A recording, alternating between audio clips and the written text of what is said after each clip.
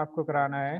तो सबसे पहले हम बात करते हैं हिस्ट्री अबाउट सी लैंग्वेज, यानी सी लैंग्वेज कैसे बनाई गई, या overview of the C language. C language का ओवरव्यू इसमें कराना है। यानी C language is a general purpose language and high level language that was developed by the Dennis Ritchie to develop the Unix operating system at AT&T Bell laboratory of USA in 1972। C language जो है एक general purpose high level language है जो Dennis Ritchie एक scientist हुए जो USA के, है ना।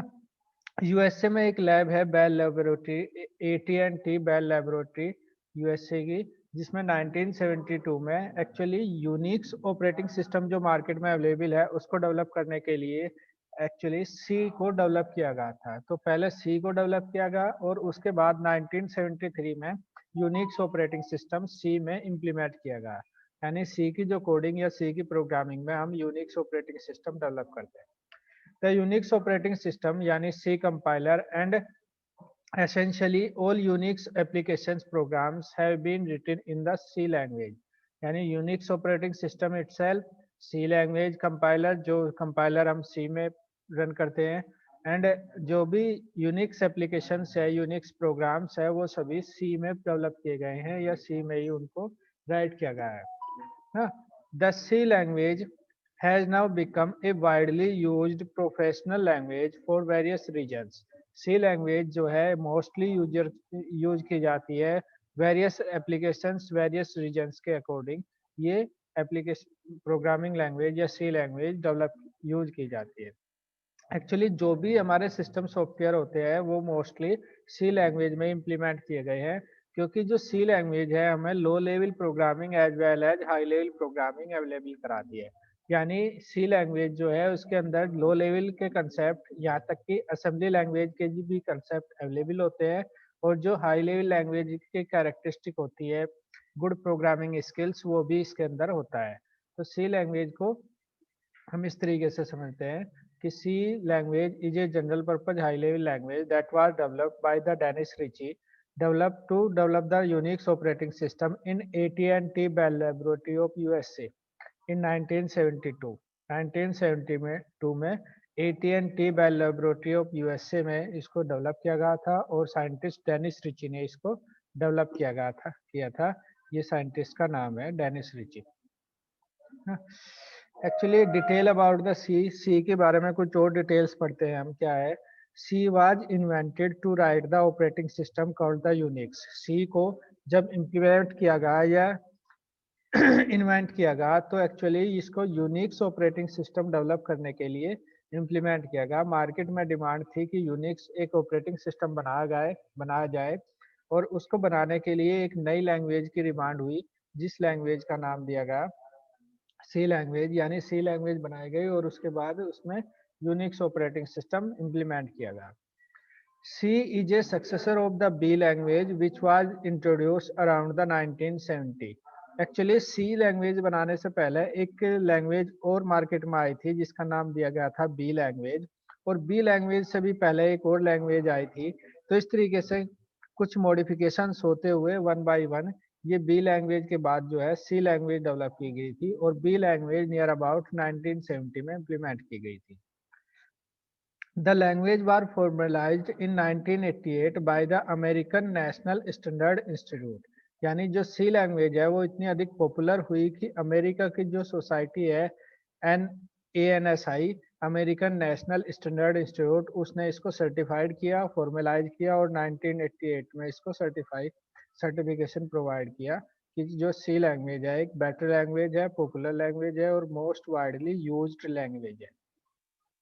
The Unix operating system was totally written in C in 1973। जो यूनिक्स ऑपरेटिंग सिस्टम है वो पूरे तरीके से सी में लिखा गया है, और 1973 में इसको लिखा गया है। यानी उससे पहले 1972 में सी बनाई गई, और उसके बाद नेक्स्ट ईयर 1973 में यूनिक्स ऑपरेटिंग सिस्टम को इम्प्लीमेंट किया गया। Today C is the most widely used and popular system programming language. आज के समय में जो भी सिस्टम प्रोग्रामिंग लैंग्वेज एप्लीकेशंस बनाई जाती है वो सब सी में बनाई जाती है, और सी जो है आज के समय में एक पॉपुलर लैंग्वेज है। है ना। तो इसलिए स्टूडेंट सभी को सी को सीखना चाहिए और इसके जो कंसेप्ट है, बेसिक कंसेप्ट, वो सब लर्न करने चाहिए, है ना। Today's most popular Linux operating system RDBMS में आता है माई सिक्वल, MySQL, इसको बोलते हैं my sequel, have been written in the C language. आज के समय का जो लिनक्स ऑपरेटिंग सिस्टम है, RDBMS है, माई सिक्वल है, वो सब भी सी में लिखे गए हैं। इसके अलावा कई सारे लैंग्वेज ट्रांसलेटर्स, कंपाइलर, इंटरप्रेटर्स और जो डिवाइस ड्राइवर्स, ऑपरेटिंग सिस्टम्स ना, प्लेटफॉर्म, वो सब क्या है, सी में बनाए जाते हैं। और मोस्टली जो है सी जो है एक फर्स्ट चॉइस होती है सिस्टम प्रोग्रामिंग के लिए या सिस्टम डेवलपमेंट के लिए, ना। तो सी जो है क्यों इतनी अधिक पॉपुलर है, तो उसके कुछ फीचर्स हम पढ़ते हैं। The features of the C language, यानी इट इज ए रबस्ट यानी strong language with a rich set of build in functions and operations. C के अंदर बहुत सारे इनबिल्ड यानी प्री डिफाइंड फंक्शंस और ऑपरेटर्स अवेलेबल है, जिससे ये जो है एक स्ट्रॉन्ग या रबस्ट प्रोग्रामिंग के लिए जानी जाती है। बहुत अच्छे से स्ट्रॉन्ग प्रोग्राम इसमें हम बना सकते हैं। नेक्स्ट क्या है, C compiler combines the capability of low level language as well as high level language. C का जो कंपाइलर है वो लो लेवल प्रोग्रामिंग और हाई लेवल प्रोग्रामिंग दोनों को कंबाइन करता है, यानी उसके उसके अंदर दोनों तरह के फीचर्स अवेलेबल होते हैं, जो लो लेवल में भी काम आ सकते हैं और हाई लेवल में भी काम आ सकते हैं। नेक्स्ट क्या है, programs written in C language are efficient and fast. C में जो भी हम प्रोग्राम बनाते हैं वो फास्टली रन होते हैं, एफिशिएंट होते हैं और इजी टू यूज होते हैं। It is many time faster than the basic language. जैसे कि मैंने बताया था, एक स्टार्टिंग जो लैंग्वेज थी बेसिक, BASIC यानी beginners all purpose symbolic instruction code, ना। तो सी जो है उस बेसिक लैंग्वेज से बहुत फास्ट है और इसके प्रोग्राम उसको मैनी टाइम्स फास्टर एग्जीक्यूट होते हैं। सी के प्रोग्राम जो है वो वेरी फास्ट एग्जीक्यूट होते हैं as compare to basic language. और बेसिक के कंपैरिजन में इसमें बहुत सारे फीचर्स भी अवेलेबल है। यानी C is highly portable, this is means that C programs can be run on any machine without any और with a little modification. C के जो प्रोग्राम्स होते हैं वो पोर्टेबल होते हैं, यानी किसी एक मशीन पर हम प्रोग्राम बना लेते हैं और उन प्रोग्राम्स को किसी दूसरी मशीन या कंप्यूटर पे विदाउट एनी चेंज या लिटिल चेंज के साथ उसको ट्रांसफर कर सकते हैं, यानी इजीली रन कर सकते हैं। यानी another important feature of C program is its ability to extend itself.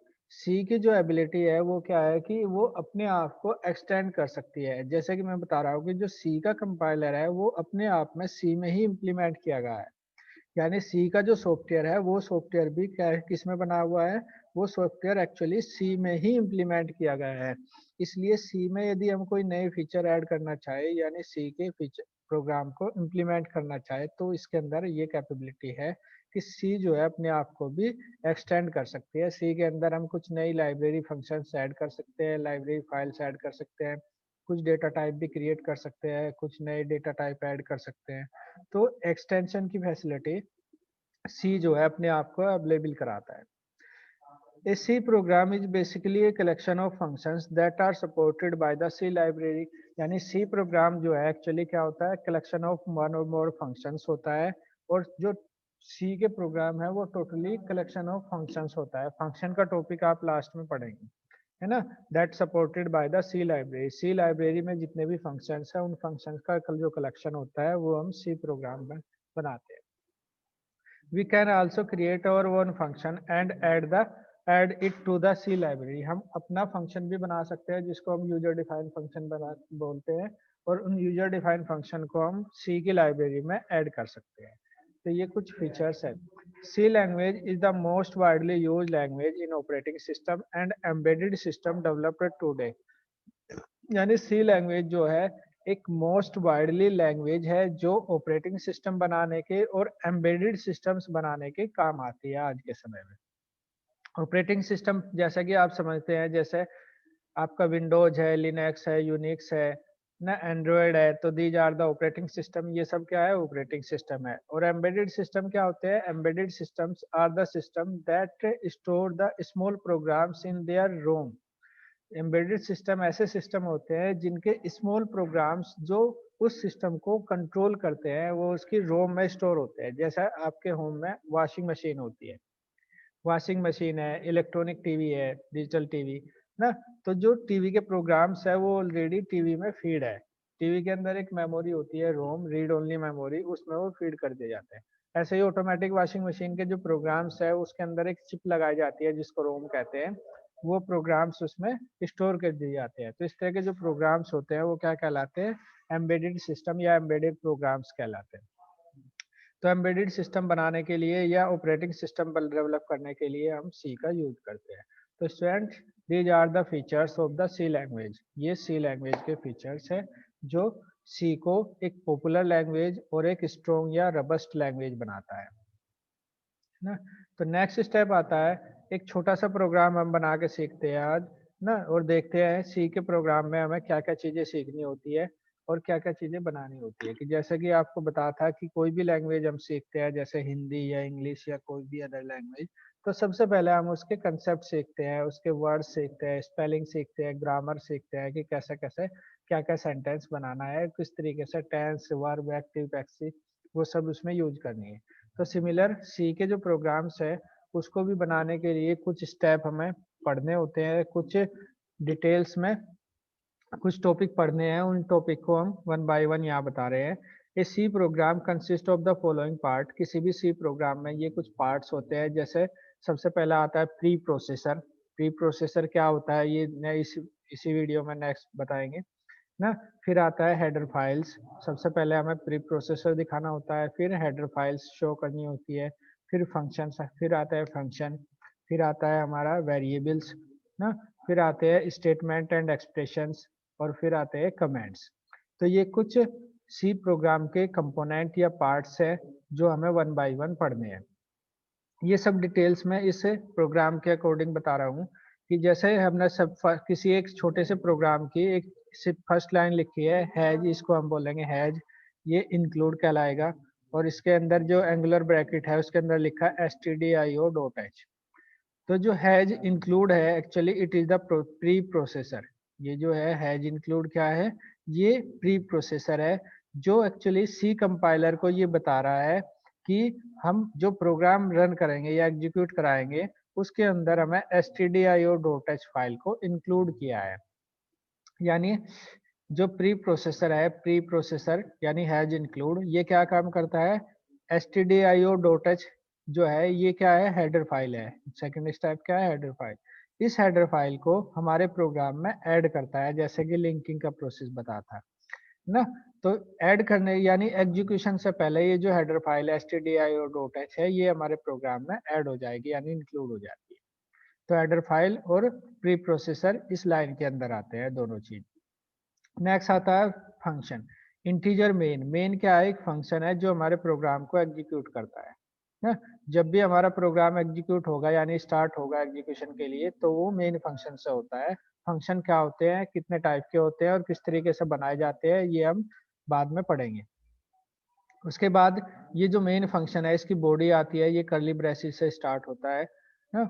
और बॉडी के अंदर जो फर्स्ट लाइन हमने लिखी है, my first program in C, actually इसके दोनों तरफ हमने ये स्लैश और स्टार बनाया है, फिर स्टार और स्लैश बनाया है। It means this statement is the comment. ये स्टेटमेंट क्या है, कमेंट है। यानी ये program, this statement is the non executable. ये स्टेटमेंट, स्टेटमेंट का मतलब ये सेंटेंस जो है क्या है, नॉन एग्जीक्यूटेबल है। नॉन एग्जीक्यूटेबल यानी ये एग्जीक्यूट ही नहीं होगा, इसका कंपाइलर पढ़ेगा ही नहीं। केवल किस लिए दिया गया है, मुझे बताने के लिए दिया गया है कि ये जो प्रोग्राम बना रहा हूं मैं, ये मेरा फर्स्ट प्रोग्राम है, माई फर्स्ट प्रोग्राम इन सी, ये मेरा फर्स्ट प्रोग्राम है सी में ना। बस ये इंफॉर्मेशन के लिए है केवल। उसके बाद सेकंड स्टेटमेंट आता है, नेक्स्ट स्टेटमेंट आता है हमारा प्रिंट एफ हेलो वर्ड ना। तो ये print F is also a function. Print F भी क्या है, एक फंक्शन है। एक्चुअली जिस वर्ड के सामने ये इस तरीके से ब्रैकेट लगेंगे, स्मॉल ब्रैकेट, वो सब क्या क्या क्या कहलाते हैं, फंक्शन कहलाते हैं। तो प्रिंट एफ के सामने भी स्मॉल ब्रैकेट लगा है, तो ये भी क्या है, फंक्शन है। और हेलो वर्ड क्या है, एक स्ट्रिंग है जो क्या काम करती है, जो स्ट्रिंग हमारे स्क्रीन पर डिस्प्ले होगी, जो भी डबल इन्वर्टेड कोमा में लिखा है वो एज इट इज क्या हो जाता है, स्क्रीन पर डिस्प्ले होगा। प्रिंट एफ जो है फंक्शन, है जो आउटपुट फंक्शन है, यानी जो भी हम प्रिंट एफ के अंदर वैल्यू देंगे वो वैल्यू हमारे स्क्रीन पर आउटपुट यानी स्क्रीन पर प्रिंट हो जाती है, डिस्प्ले हो जाती है। और बैक स्लैश इसमें यूज किया है कि नेक्स्ट लाइन के लिए, ये भी बाद में बताया जाएगा। उसके बाद आता है रिटर्न जीरो। रिटर्न जो है इस फंक्शन का रिटर्न स्टेटमेंट है, यानी ये फंक्शन जब रन होगा, रन होने के बाद ये हमें रिटर्न करेगा जीरो एक वैल्यू, ये रिटर्न टाइप है, ये भी बाद में पढ़ेंगे। उसके बाद ये मेन फंक्शन की बॉडी बंद हो जाती है। तो ये हमारा एक छोटा सा प्रोग्राम हुआ जिसमें हमने एक छोटा सा सेंटेंस हेलो वर्ल्ड प्रिंट किया। तो हेलो वर्ल्ड में जो भी मैसेज, ये मैसेज प्रिंट ऐप में जो भी मैसेज देंगे ये मैसेज प्रिंट हो जाता है। तो इस तरीके से हम स्मॉल प्रोग्राम बनाएंगे और प्रोग्राम के ये डिफरेंट कंपोनेंट होते हैं, इन कंपोनेंट के अकॉर्डिंग हम प्रोग्राम को लर्न करते हैं। तो इस प्रोग्राम के जो स्मॉल कंपोनेंट्स हैं, ये सब डिफरेंट कंपोनेंट्स हैं, इन सबको एक बार समझाते हैं दोबारा से ना। सबसे first line various part of the program, program के वेरियस पार्ट्स क्या है, जैसे फर्स्ट लाइन क्या है अभी बता। First line of the program hash include stdio.h is a pre processor command.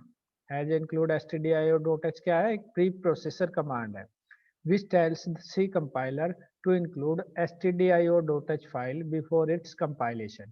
यानी ये जो फर्स्ट लाइन है ये केवल कंपाइलर को ये बात बता रही है कि जो प्रोग्राम हमने बनाया है उस प्रोग्राम के अंदर stdio.h फाइल को इंक्लूड कर दो ना। तो ये क्या करता है, हैज इंक्लूड stdio.h फाइल को प्रोग्राम में इंक्लूड कर देता है, यानी लिंक कर देता है ना, जैसे लिंकिंग प्रोसेस बताता है। उसके बाद नेक्स्ट लाइन में हमने लिखा है integer main. Integer main, the next line integer main is the main function where program execution begins. हमेशा सी प्रोग्राम की जो एग्जीक्यूशन होती है वो मेन से स्टार्ट होती है, तो मेन ही प्रोग्राम एग्जीक्यूशन को स्टार्ट करता है, इसलिए मेन फंक्शन को प्रोग्राम बिगनर भी कहते हैं, कह सकते हैं ना। तो C program where the program execution begins, program execution main function से ही शुरू होती है। नेक्स्ट लाइन आती है ये comment, the next line slash star, और इसके अंदर जो भी मैसेज लिखा स्टार और slash will be ignored by the compiler, ये मैसेज कंपाइलर द्वारा इग्नोर कर दिया जाता है। Means such line are called the comment in the program. इस तरह की लाइनें क्या कहलाती है, कमेंट कहलाती है। कमेंट मीन्स नॉन एग्जीक्यूटेबल, जिसको एग्जीक्यूट नहीं होना, केवल मैसेज के लिए, इंफॉर्मेशन के लिए दी गई है। नेक्स्ट लाइन आती है printf, the next line printf is another function in C which display the message on the screen inside it। यानी printf भी क्या है, एक फंक्शन है जो स्क्रीन पे मैसेज डिस्प्ले करता है, जो भी मैसेज हम printf के अंदर प्रिंट करते हैं, ये थ्री डॉट के अंदर जो भी लिखते हैं वही मैसेज हमारे स्क्रीन पर आ जाता है। इसमें हम कोई भी मैसेज दे सकते हैं या कोई वेरिएबल की वैल्यू भी दे सकते हैं, बाद में समझेंगे। The next line is the return zero that terminates the main function and return the value zero। Return zero का मीन्स क्या है कि जो हमारा मेन फंक्शन हमने बनाया है, शुरू किया है ऊपर से, वो मेन फंक्शन यहाँ पे स्टॉप हो रहा है और स्टॉप होने से पहले वो जीरो वैल्यू रिटर्न कर रहा है, यानी हमें रन होने के बाद वो जीरो अवेलेबल कराएगा। जीरो का कोई यूज नहीं है यहाँ पे, बस वो ऑपरेटिंग सिस्टम को मिल जाती है वैल्यू और हमारा प्रोग्राम जो है वो रन हो जाता है। तो स्टूडेंट इस तरीके से हम प्रोग्राम के डिफरेंट कंपोनेंट को समझते हैं। अब ये जो डिटेल्स है ये सब मैं वन बाय वन बताता हूँ। सबसे पहले मैं बताता हूँ प्री प्रोसेसर। प्री प्रोसेसर जैसे कि मैं बता ही चुका क्या होता है। प्री प्रोसेसर क्या होता है, hash include is the first word of any program. किसी भी प्रोग्राम में सबसे पहले हमें यही लिखना है, hash include stdio.h, has include conio.h, has include math.h। तो हैज इंक्लूड क्या है, एक्चुअली में यहाँ पे एक प्री प्रोसेसर है, यानी it is also known as the pre processor. इसको क्या कहते हैं, प्री प्रोसेसर, जो क्या करता है, जो लाइब्रेरी फाइल्स को या हेडर फाइल्स को हमारे प्रोग्राम में इंक्लूड करता है। इंक्लूड लिखा है नाम इसका, है ना। यानी the task of pre processor is to initialize the environment of the program. इसका काम क्या है कि प्रोग्राम को एक एनवायरमेंट इनिशियलाइज करना, एक ऐसा एनवायरमेंट या ऐसा प्लेटफॉर्म देना जिससे कि हमारा प्रोग्राम जो है वो सही से रन हो सके ना। स्टार्टिंग इससे ही होगी, इंक्लूड से ही। बिल्कुल, सभी प्रोग्राम हैज इंक्लूड से ही शुरू होंगे। That is to link the program with the header file it is required, यानी हैज इंक्लूड किसी भी फाइल को या हेडर फाइल को लिंक करने के लिए जरूरी होता है ना। So when we write hash include stdio.h, अब जब भी हम लिखेंगे first line has include stdio.h, इसका मीन्स क्या है? इट मीन्स जो stdio.h हेडर फाइल है वो हमारे प्रोग्राम में इंक्लूड कर दी जाए। It is to inform the compiler to include the stdio.h header file to the program before executing it, यानी प्रोग्राम को एग्जीक्यूट करने से पहले हेडर फाइल जैसे बता stdio.h क्या है, एक हेडर फाइल है, उसको हमारे प्रोग्राम में इंक्लूड कर दिया जाए तो कंपाइलर इसे इंक्लूड कर देगा। और stdio.h से रिलेटेड जो भी फंक्शंस हमारे प्रोग्राम में यूज होंगे उन फंक्शन में एरर नहीं आएगी यदि आप इंक्लूड नहीं करेंगे और उससे लाइब्रेरी फाइल यानी हेडर फाइल के फंक्शंस को यूज करेंगे तो फिर उन फंक्शंस में एरर आती है। जब रन करेंगे प्रोग्राम प्रैक्टिकल करेंगे तो आपको समझ में आ जाएगा ना। तो जो कोई भी हेडर फाइल होती है उसके सामने क्या लिखा होता है? .h की एक्सटेंशन होती है। जैसे कि मैंने बताया था पहले भी लास्ट लेक्चर में कि किसी भी फाइल के लिए एक्सटेंशन डिफाइन करती है कि वो फाइल किस टाइप की है।